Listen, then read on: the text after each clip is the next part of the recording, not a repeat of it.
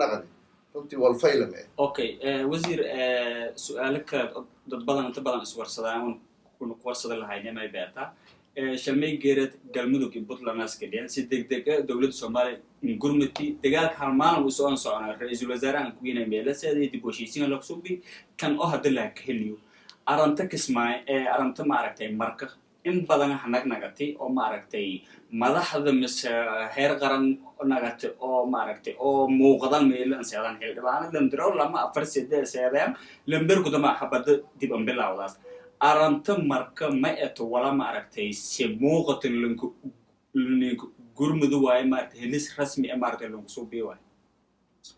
runtii ma hadsan horta su'aal oo aad muhiim ah waay deegaanka Shabeellaha Hoose runtii gobolka Shabeellaha Hoose dhibaato badan muddo ka jiray dadka deegaankaas runtii may la kulmeen tan intii burburkun dhiyay runtii dhibaato la kulmeen dhibaato mariyo la haysadii oo macna la xukumay oo la deegaanka hayna dad deegaanka hayna xukumay iyo mar oo haddana markii dawladnimadii la helay oo la haay dadkii rajo galay markuu dawladda kooytay cadaaladda dhiyaasay deegaanku nabada helayaan nabada ku noolaadaan dad oo tacabata ee waay dad oo isku wax soo saar ee waay dad yo macna dagaal oo macna shaqo kale ma dad oo nabadgeliyada jecel markii oo dawladdii wal badan ka filadayeen nabadgelyadaas markii runtii wal ma ka gaabadiya lahaan runtii ka gaabadi sababo kasta ba naqatay iyo ka gaabiyo in kasto marar badan iska diday in oo nabadgelyo lagu soo bi laakiin gurmadkun oo international community iyo dawladda madaxdiye iyo qof kasta oo gurmadi galmudug in oo nabadgelyo lagu soo bi mar soo bin runtii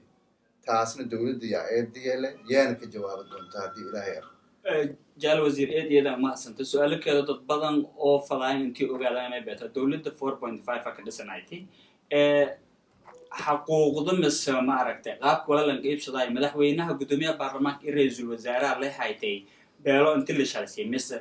diblomaasiyiinta iyo ma aragtay agaasimiyaalka iyo saraakiil la dalacsiyo iyo Soomaaliya inta lagu wada simo haytay hayti inta lagu wada simo tusaale ahaan dadka ku jeedan deegaanada koonfur galbeed ee Soomaaliya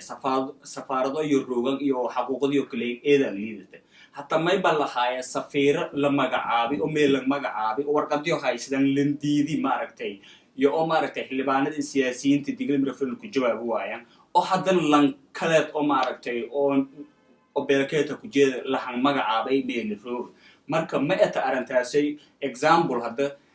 consulkii dalka Switzerland amfidi ma aragtay dawladda Soomaaliya ilbaabiyay lu kiriday ilaa hadda hirini consulkii Nairobi usiina ma aragtay warqada la ku dabasheenay way ka bedeleen marka ma eta wala armo oo ma aragtay si diblomaasiyiinta hornagada lahayti saraakiil la dalacsiyo mise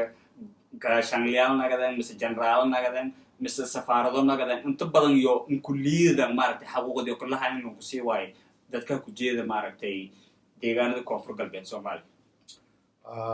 runtii Soomaaliya wala burburiyay meelun jeey heerka iyo roogto oo dawladdeedii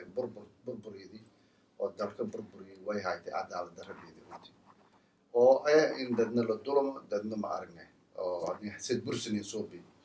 taasay sheentay Soomaaliya meel roogto oo wadamada dhaqanka hooseyta in heerkaas dirsid marka oo runtii Soomaali ahaan ogna arintaas way la faday in experience doo way arnimo ka qaadan oo cadaalad la soo bi runtii dawlad kasta oo kooytigeek Soomaali wala baahanta maywa cadaalad wal kalma baahan cadaalad hadii nin soo bi dadkan ka faylo oo la hogaamiyo kor way dadka Soomaaliyeed